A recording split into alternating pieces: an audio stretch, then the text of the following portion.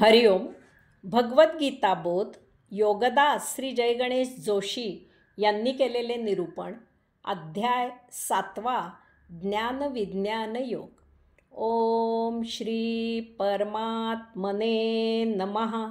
अथ सप्तमोऽध्यायः. जय योगेश्वर. परमात्म्याला नमस्कार. अध्याय 7. श्लोक क्रमांक 24. अव्यक्तं व्यक्तिम् आपन्नं मन्यते माम अबुद्धयः परमभावम् अजानन्तः मम अव्ययम् अनुत्तमम्. त्याला जोडूनच श्लोक क्रमांक 25.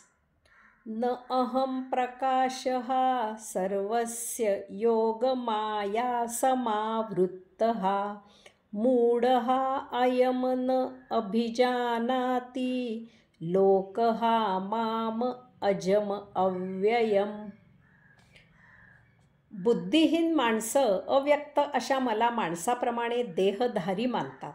माझ्या अविनाशी सर्वश्रेष्ठ अशा परमभावाला जाणत नाहीत. योगमायेने झाकोळलेला असल्यामुळे मी सर्वसामान्यपणे प्रगट नसतो. त्यामुळे हे मूढ लोक जन्मरहित आणि अविनाशी अशा मला जाणत नाहीत.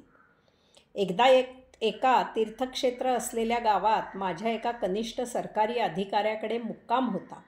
वार शनिवार होता. रात्री जेवण झाल्यावर गप्पा झाल्या. 10 वाजले असावेत. दुसऱ्या दिवशी सुट्टी असल्यामुळे त्या अधिकाऱ्याला सहकुटुंब त्याच्या बहिणीकडे शेजारच्या गावाला जायचे असल्यामुळे आम्ही झोपायची तयारी करू लागलो. इतक्यात त्या अधिकाऱ्याच्या नावाने कोणीतरी हाक मारली आणि निरोप दिला की उद्या साहेब देवदर्शनाला येत आहेत, व्यवस्था चोख ठेवावी. ते ऐकल्यावर त्या अधिकाऱ्याचा जरा तोल गेला आणि त्याने रात्री आम्हा सर्वांसमोर त्या साहेबाच्या नावाने प्रगटपणे 12 खडी घोकली. दुसऱ्या दिवशी सुहास्यवदने त्याने साहेबांचे स्वागत केले. त्यावेळी त्याच्या आत तो जी काही 12 खडी अप्रकटा अवस्थेत घोकत होता ती मला स्पष्टपणे ऐकायला येत होती. माणूस वर दिसतो तसा तो असतोच असे नाही. किंबहुना तो बाह्यातकारी जसा दिसतो तसा आत नसतोच. म्हणूनच संत श्रेष्ठ तुकाराम बुवांनी म्हटलंच आहे, काय भुललासी वरलिया रंगा.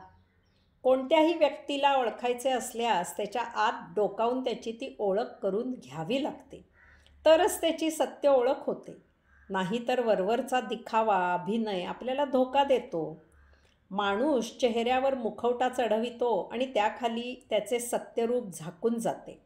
माणसाचे सूर असूर जे काही रूप असेल ते प्रकटपणे दिसून येत नाही. एखादा झाडू मारणारा अभंग गात गात झाडू मारत असतो. त्याच्या आत दडलेला सत्वभाव वर दिसत नाही. दिवा लागतो आणि प्रकाश पडतो, पंखा फिरतो आणि आपल्याला वारा मिळतो. यंत्रे चालतात आणि अनेक प्रकारे उत्पादने करतात. प्रकाश, वारा, उत्पादने हे सर्व दृश्य आहे, परंतु यामागील वीज आपल्याला दिसत नाही. दसऱ्याला आपण यंत्रांची पूजा करतो. त्याला चालना देणारी ती वीज, ती शक्ती अप्रगट असते, ती आपल्याला दिसत नाही. भगवंत श्री सांगत आहेत की मी देहधारी प्रकटावस्थेत असतो तेव्हा ते मला पाहतात, परंतु देह धारण केलेला असल्यामुळे ते मूढ लोक मला सर्वसाधारण देहीच समजतात.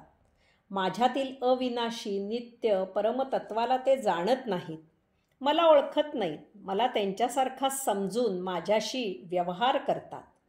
भगवंत श्रींनी अशांना मूढ असे म्हटले आहे, कारण भगवंत श्रींची छान मूर्ती करतात आणि त्या मूर्तीतच रमतात. देहधारी माणसाप्रमाणे त्या मूर्तीची उपासना करतात. जन्मसोहळा करून पाळणे म्हणतात.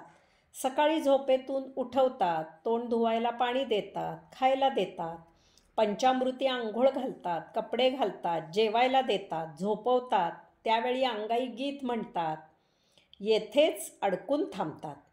आयुष्यभर हेच करतात. जन्मोजन्मी हेच करतात. स्वतःच्या शरीराला जे करतात तेच भगवंत श्रींना करतात. या मूर्तीच्या आत जो अमूर्त आहे तो कधी डोकावून पाहत नाहीत. आकाराच्या आत असलेला निराकार समजून घेत नाहीत. स्वतःच्या शरीरात जे आत्मतत्व आहे ते कधी जाणून घेत नाहीत. देहात शरीरात अडकून बसतात. अंतस्थ आत्म्याला जाणत नाही, त्याच्यापर्यंत पोहोचत नाही. हीच त्यांची मूढता आहे. हरिओम.